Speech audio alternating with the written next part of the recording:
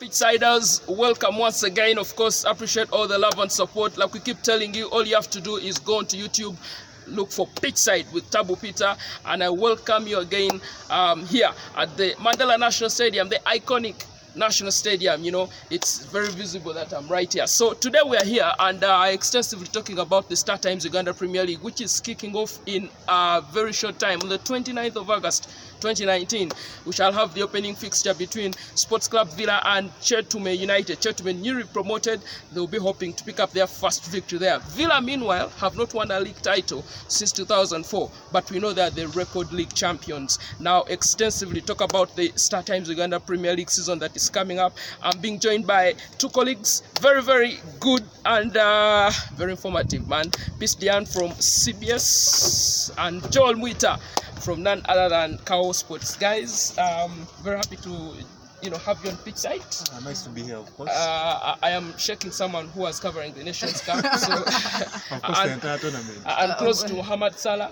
Yeah, so I need to let people out there know. But first of all, I'm happy to have you guys here. So the Uganda Premier League is about to kick off, or will kick off on the 29th.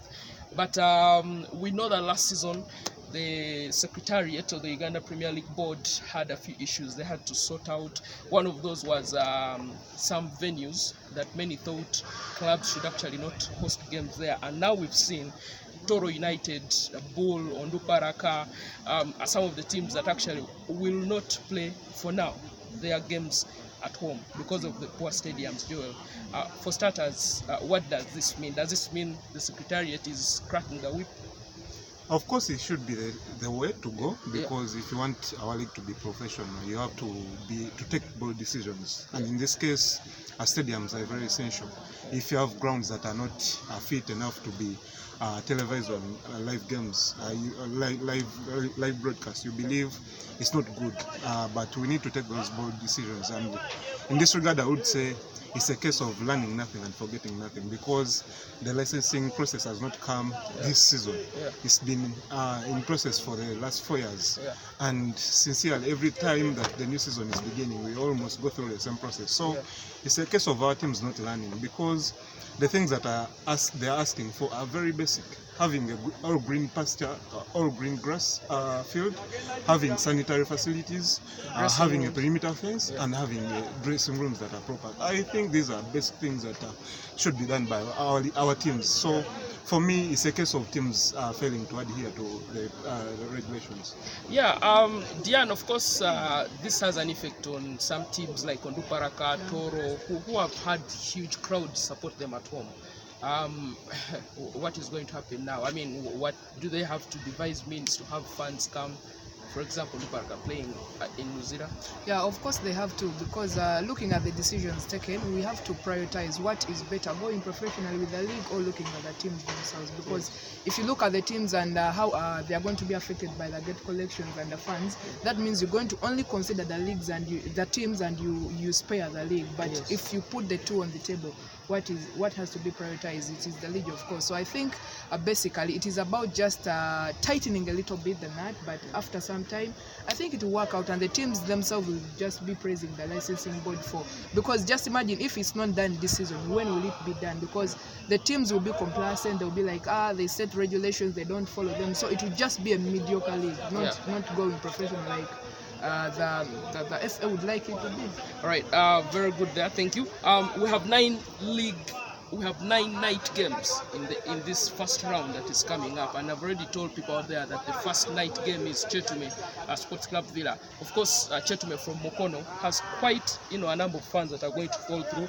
Inclusive? Yeah, absolutely. You think this is going to add some excitement to the league, having 9 night games? Of course, there was an experience last season. We had about 2 games, both involving, I think, Sports Club Villa.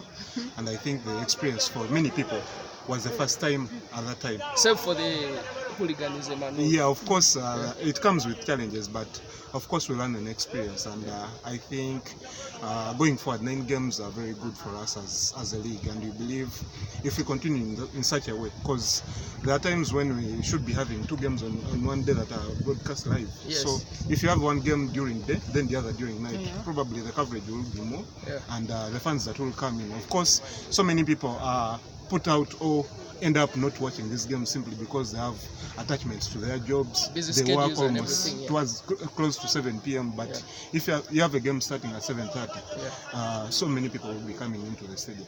All right, let's talk about the preparations of the 16 clubs really briefly. Of course, the big teams, KCCA, fresh from winning the Kagame Cup and playing on the continent. You have Villa, who have not done any job, at least as per now. Then you have teams like Wakiso Giants, who have really prepped as well, signed players left, right, and center. Diane, how do you see this panning out, the first round especially, because we have a very short period of time and these teams have to get winning? Probably the team that won the league, they have to do whatever it takes technically and recruiting players that they think will help them defend the league, and even the upcoming teams, because for the first thing that a promoted team has to concentrate on is to stay in the league. Then other sleeping giants like Villa, Express, sad enough, like Express, they are selling out their best players, and Villa, like you said before, they're doing nothing apart from maybe trials of players. I mean, when you're doing trials and KCCA is signing Sechi Sambu, Wakiso is signing Seru Nkuma, one of, I think, the last striker to score about 21 goals in the league. So I don't get it for Villa. Since 2004, 15 years of waiting, nothing done. I think probably the league is going to be more exciting than the previous one, because I look at a team like URA, they have so far signed the entire team. People even joking that don't juggle around here. Number, they might end up signing. So they have prepped very well technically, leave alone the bickering with the CEO and the coach. That aside, I think they're prepared very well. They would like to add on their 4 leagues. They have Vipers, of course, bring in Shaban. Initially, my league prediction was going to KCCA, but I think the inclusion of Shaban, I have Fad, is going to sign there. Paul Wheeler included, Rashid Toha, like so many inclusions in different departments. I think they're going to also give up a very big challenge, and of course the big money bags, Wakiso Giants, still new to the Super League, but you might even think they have been there for some years. Yeah, absolutely. Let's talk about the funds. You're thinking we have so many midweek games, but then the clubs have to do a lot to, bring in the funds. Except for KCCFC, who have tried to have an organized way of calling funds. Going to different schools. Yeah, I've also seen Wakiso Giants. The funds are coming in large numbers. What should fans expect of the league that is coming up? At least people on Pitchside should know what the fans should expect that for the league coming up. I should say that there have been a progress, I think, for the last 5 years, entirely about the league, including the number of fans that are coming to the stadium, including the players themselves on the pitch, even these including days, ladies, by the way, watch football. Yeah, the ladies come in and watch, including the coaches, and I think there's been a shift of so many things about our league, and the progress is evident from what we see on the pitch, the technicalities that the coaches try to improvise on the pitch, and I think the fans should expect a lot of stuff from different teams. Of course, there will be more competition for the title. I think KCC, of course, are favorites to defend it, but of course, Vipers are not sleeping on the job.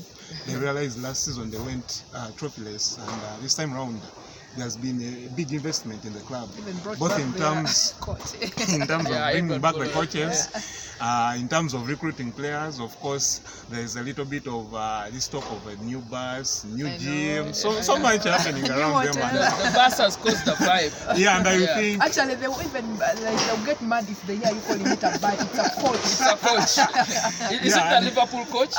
Probably, yeah. And you think all that will bring about the competition. Of course, for some Simba at URA, so many players he has brought on, and you would say they will take more time for them to gel and form one unit. But for the Sam Simba, we all know he's a winning coach, and he knows how to get results. He knows how to juggle about his team, and if he has good players at his disposal, usually gets those results. So you can't count him out. So you believe there will be more competition for the title. Of course, you can't rule out newcomers, Wakiso Giants.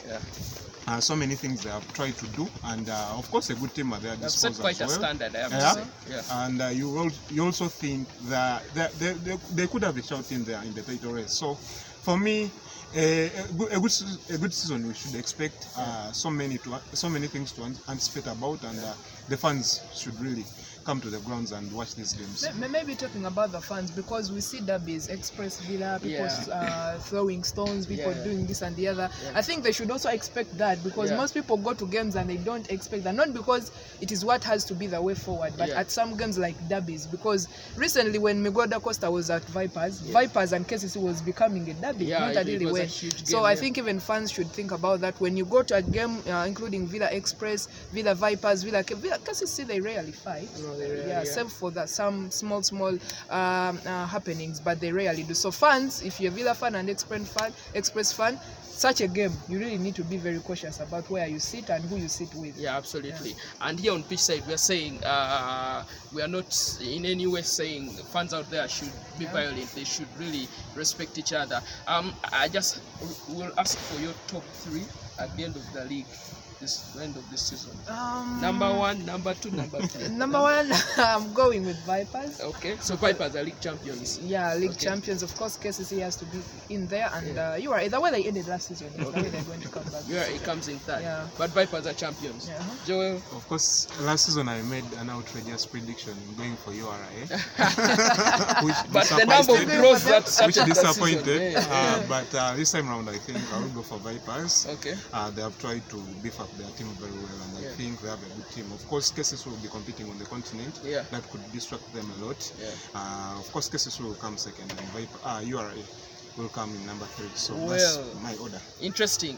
Both are saying Vipers are going to win the Uganda Premier League that is actually coming up starting on the 29th of August. It's going to be a fascinating 2.5 months for the first round, ending on 17th of November. So we'll definitely be giving you exclusive information.